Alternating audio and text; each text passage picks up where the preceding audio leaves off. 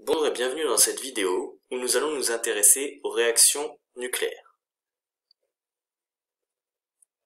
Pour introduire cette vidéo, nous allons nous intéresser aux deux facettes de la force nucléaire, la force nucléaire civile et le nucléaire militaire. Commençons tout d'abord par le nucléaire civil. Le nucléaire civil passe par les centrales de puissance nucléaire. Nous allons regarder à présent comment fonctionne une centrale nucléaire. Une centrale nucléaire est divisée en trois parties. Une première partie où on a le bâtiment réacteur, une seconde partie avec la salle des machines, et une troisième partie pour la réfrigération.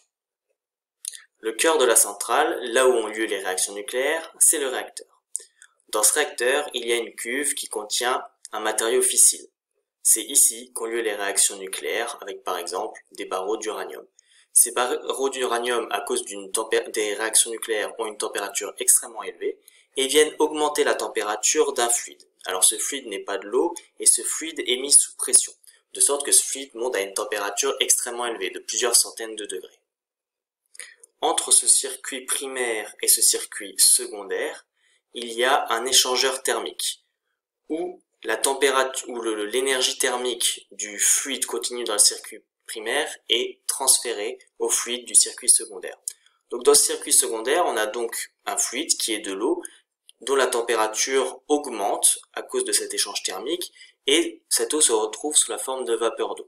Cette eau vient donc sous forme de vapeur d'eau appuyer sur les ailettes d'une turbine et donc faire tourner une turbine qui va entraîner plus tard un alternateur. Et enfin, le troisième circuit, c'est le circuit de refroidissement, qui est parfois directement plongé dans un fleuve ou sinon dans une cheminée de refroidissement, qui sert donc à faire revenir sous forme liquide la vapeur d'eau. Comment est-ce qu'on produit l'électricité? Grâce à cette turbine qui est mise en rotation et qui entraîne un alternateur. Un alternateur, qu'est-ce que c'est? C'est un moteur électrique à l'envers, c'est-à-dire qu'on a un rotor composé d'aimants qui vient tourner au milieu d'un stator composé d'une bobine, et il y a production d'électricité à cause du mouvement du rotor dans le stator. Et cette électricité est distribuée sur le réseau électrique. Alors, dans le monde, on compte 453 réacteurs de puissance et près de 61% de ces réacteurs sont dans les 5 acteurs majeurs de la force nucléaire dans le monde. Les États-Unis, la Russie, la France, le Japon et la Chine. On a recensé 16 incidents sur des sites de production électrique et 3 incidents majeurs aux conséquences dramatiques. Malgré le formidable atout économique que représentent les centrales nucléaires pour la production d'énergie électrique, on ne peut pas passer sous silence ces 3 incidents majeurs, et notamment Tchernobyl, qui est reconnu comme la plus grande catastrophe nucléaire devant Fukushima, qui a fait plus de 35 000 morts directs ou indirects selon l'Ukraine, et bien plus selon d'autres gouvernements. On note aussi que l'incident de Fukushima est responsable de plusieurs dizaines de décès infantiles et de plusieurs milliers de cancers de la thyroïde. Dans les deux cas, ces incidents ont nécessité le déplacement de plusieurs centaines de milliers de personnes à cause des conditions de vie qui n'étaient plus possibles aux alentours de ces centrales nucléaires.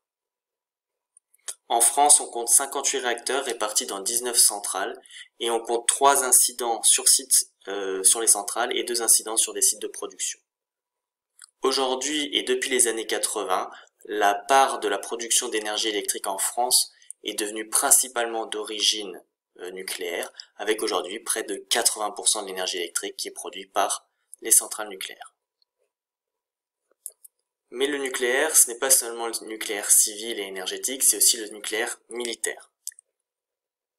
Et le nucléaire militaire, c'est plus de 2000 essais nucléaires, principalement réalisés par les États-Unis et les Russes, mais aussi la France et le Royaume-Uni.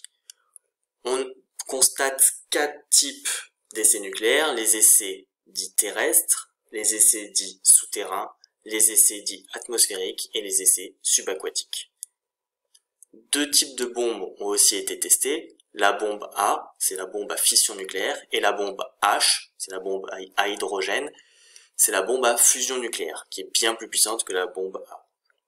Tous ces essais nucléaires ont eu de lourdes conséquences sur de nombreux habitants de la planète, et suite aux accidents dus aux retombées radioactives de Castle-Bravo, un traité d'interdiction partielle des essais nucléaires a été signé par de nombreux pays, et un traité d'interdiction complète des essais nucléaires a été signé par de nombreux pays, mais pas les États-Unis.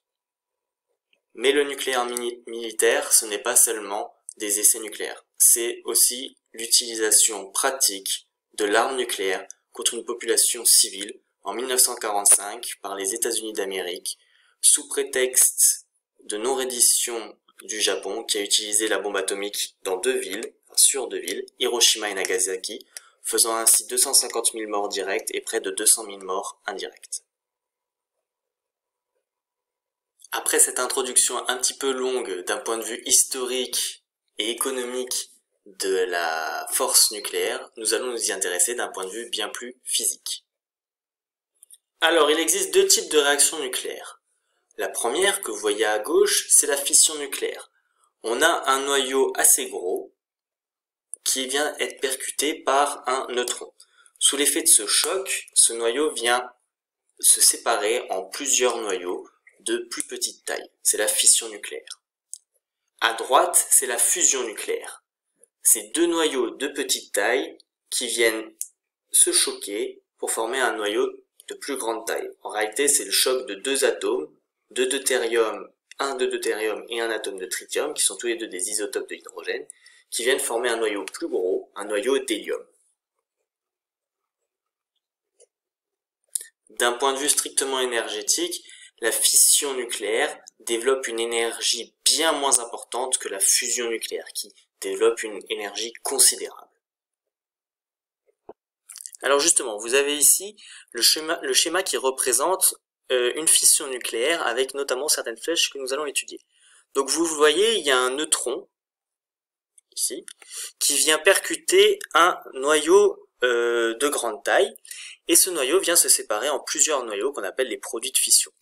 Lors de cette séparation, lors de cette fission nucléaire, il y a un dégagement assez important de chaleur et aussi de rayonnement. Alors comme je l'ai dit avant, dans le cas d'une fission nucléaire, l'énergie qui est libérée est moins importante que lors d'une fusion nucléaire. Mais là où est la vraie puissance de la réaction nucléaire, c'est qu'en réalité, il se produit une réaction en chaîne. C'est-à-dire qu'il n'y a pas un seul noyau d'uranium, par exemple, dans un échantillon, et il n'y a pas un seul neutron qui est envoyé. On envoie un neutron qui vient réaliser la fission d'un premier atome d'uranium et libérer plusieurs neutrons qui eux-mêmes vont venir participer à la fission d'autres noyaux d'uranium. Et ainsi de suite, on a une réaction en chaîne. Alors, dans le nucléaire civil, dans les centrales nucléaires, le but c'est de contrôler cette réaction en chaîne afin de pouvoir avoir une quantité de chaleur, une quantité d'énergie thermique relâchée, contrôlée. À l'inverse, dans le cas des bombes nucléaires, le but est que cette réaction en chaîne soit le plus rapide possible et la plus importante possible.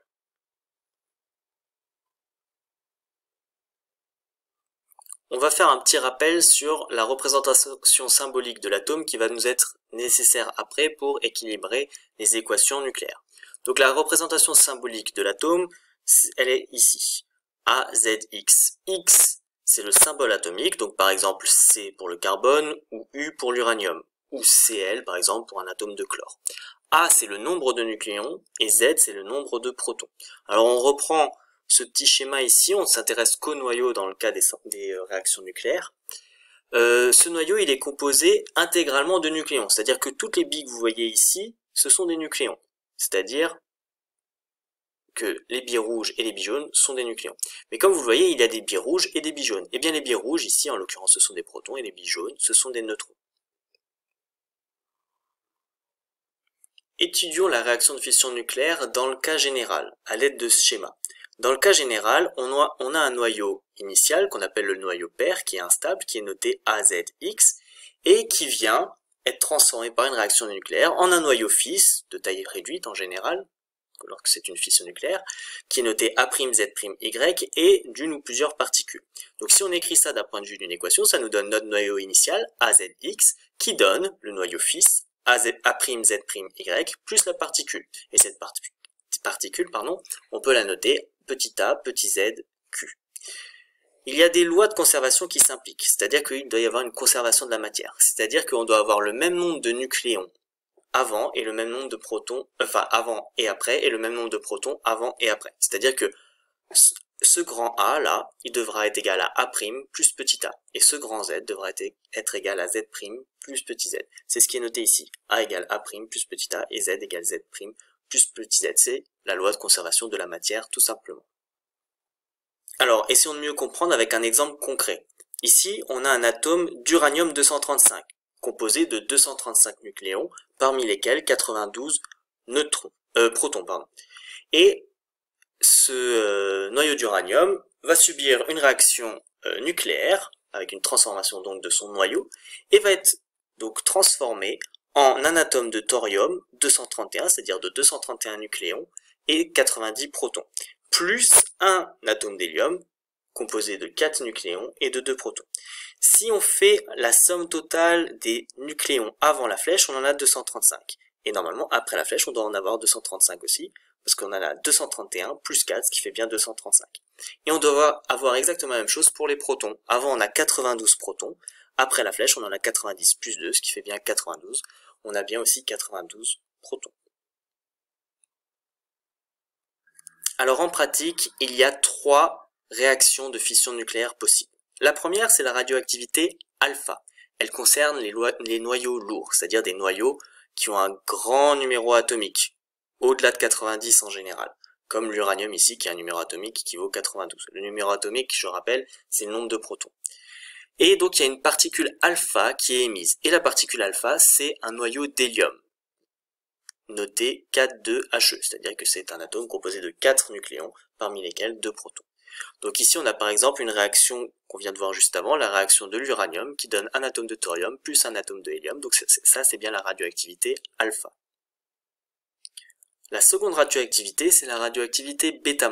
Cette fois-ci, elle concerne des noyaux plus légers en général et surtout qui ont un excédent de neutrons, c'est-à-dire qu'ils vont avoir plus de neutrons que de protons. Et c'est une particule bêta- qui est émise, et la particule bêta-, eh bien c'est un électron. Et cet électron, il est noté E- comme d'habitude, mais attention, devant on marque 0, moins 1.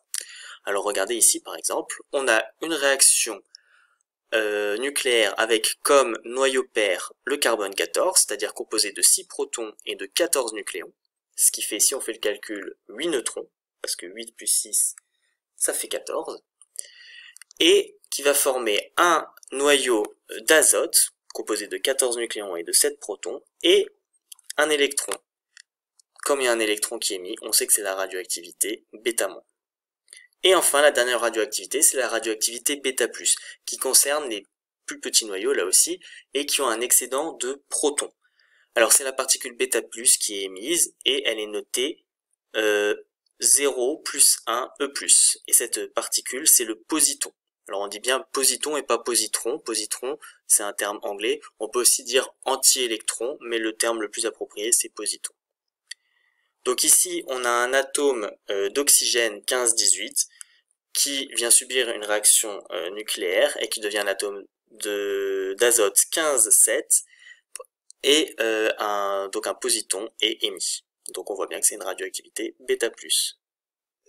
À présent, un petit exercice d'entraînement classique. On va s'entraîner à équilibrer les équations de réaction nucléaire. Dans le premier cas, il faudra déterminer le noyau pair, dans le second, le noyau fils, et enfin, déterminer la particule émise. Donc je vous laisse compléter ça en utilisant le principe de conservation des nucléons et des protons, et on corrige juste après. N'hésitez pas à chercher les symboles des éléments atomiques que vous trouvez dans le tableau périodique des éléments. Alors, on va commencer la correction. Donc dans le cas de la première équation, on cherche le noyau pair. Donc, on cherche à déterminer A, Z. Et après, une fois qu'on connaîtra Z, on connaîtra X grâce au tableau périodique des éléments. Donc, ce A, il doit être égal à 137 plus 0, d'accord, vu la conservation du nombre de nucléons. Donc, A vaut 137 plus 0, ce qui fait 137. Et Z, il doit être égal à 56 moins 1, c'est-à-dire 55. Et l'élément chimique qui a pour numéro atomique 55, c'est le césium. Donc la bonne réaction, c'est 137, 55 césium, donne 137, 56 barium, plus 0 moins 1 électron. Alors on va faire pareil pour la transformation du thallium. Donc le thallium subit une transformation nucléaire où il forme un élément chimique plus un positon. Donc normalement on va avoir 201 qui est égal à A plus 0. Donc A vaudra 200. Ensuite, on va avoir 80 qui vaut Z plus 1. Donc Z, ça va faire 81 moins 1, ce qui fait 80. Et l'élément chimique qui a pour numéro atomique 80, c'est le mercure Hg. Et enfin, la dernière équation, on cherche à déterminer la particule qui est émise. Donc on a du fluor 18,9 qui donne de l'oxygène 18,8. Donc normalement on doit avoir 18 égale 18 plus A, donc A vaudra 0. Et on a 9 qui doit être égal à 8 plus Z, donc Z va valoir 1. Donc on a un positon.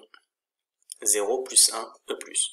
Donc voilà, normalement vous savez équilibrer des équations de réaction nucléaire. Voilà, c'est la fin de cette vidéo sur ce sujet passionnant qui est l'énergie nucléaire. Il va y avoir une seconde vidéo sur la radioactivité et sur les conséquences du rayonnement. À bientôt!